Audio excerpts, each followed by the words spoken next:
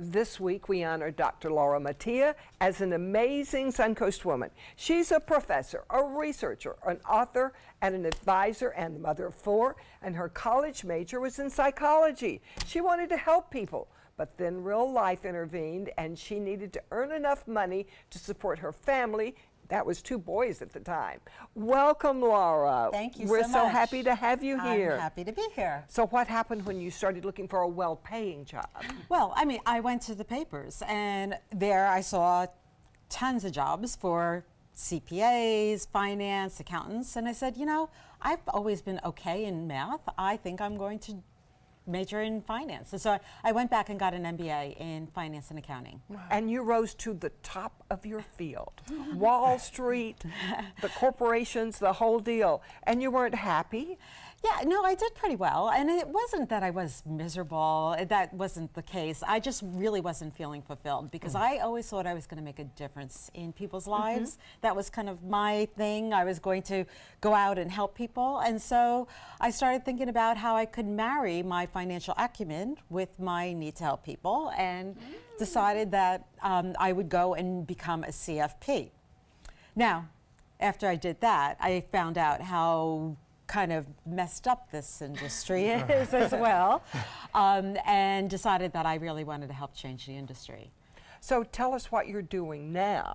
So what I am doing right now, we started a brand new program at the University of South Florida, Muma Business College over in Tampa, where students are studying to become personal financial planners. They're also being prepared to become CFPs, and we're teaching them to be competent and ethical, and hopefully work as fiduciaries, meaning that they'll always put clients' interest ahead of their own and really help more people. So I'm leveraging them to make a difference in the world.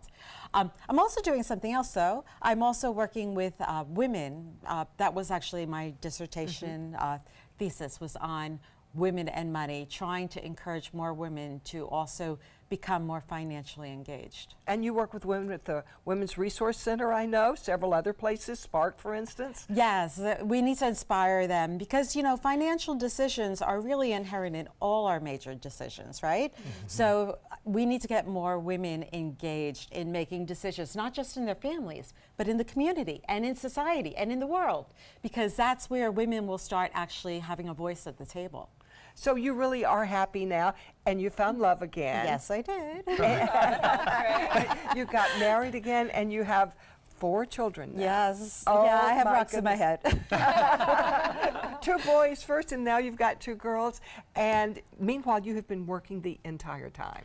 Yes, yeah. No, I love to work. I love to, you know, I give women that stay home a tremendous amount of credit, but it's very self-sacrificing, I think, to stay home and take care of children. Yes. And fortunately, I had support. My husband, we are a true partnership, so it's not all on my shoulders, so it's worked. Well, you know, we're just dying to get some financial advice from you. Okay. We've got a money expert here. So give us some financial tips on how we can protect our money. Right. So you were talking last week about the fact that women, or not women, but people are not saving enough. And that is a big problem, of course, in America. Yeah. Debt is a big problem. And of course, being a professor, I could talk about student loans. But the truth is that people in Sarasota, what they're concerned about, retirees, is am I going to run out of money? Yes. Yeah. That's a big problem. So And when we look at a graphic like this, I mean, you know, this is modern art to me.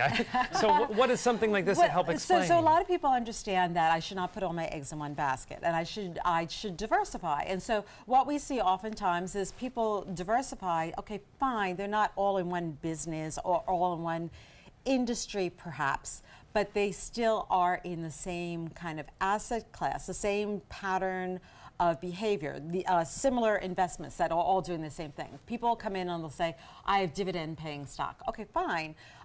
You're not all in one company. I'm glad about that, but you're still in one asset class. And so really what we want to encourage people is to look for different types of investments, different asset classes that are what we say are negatively correlated. They're not going in that same direction. The second graph shows that there is when one asset class is going in one direction, the other asset class is going in the opposite direction, and you're getting a smoothed out effect. Because the truth is that when your investments are going up and down, like the volatility that we have seen this year, this is not good for your portfolio. You're actually getting a drag on your overall return because of this volatility.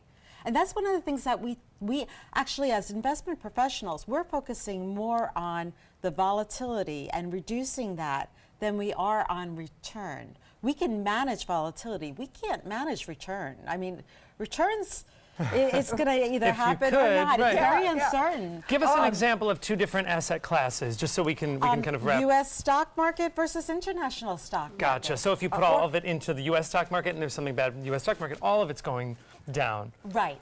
And actually, studies have shown that when you have asset classes that are normally not that great performing, like commodities, and are very volatile, when they're in a whole basket of investments, the actual volatility reduces and you'll get more return from that. Oh, we need to talk more. And you've also written a book. We want you to be sure and pick up her book. It is called Gender on Wall Street, and she has a seminar that you're going to want to attend. That is Thursday, June 7th. It's at USF Sarasota Manatee campus. For more information, go to her website, lauramattia.com. Next, rare funds and Suncoast, rare finds. I'm thinking about money here. Rare finds and Suncoast for sale.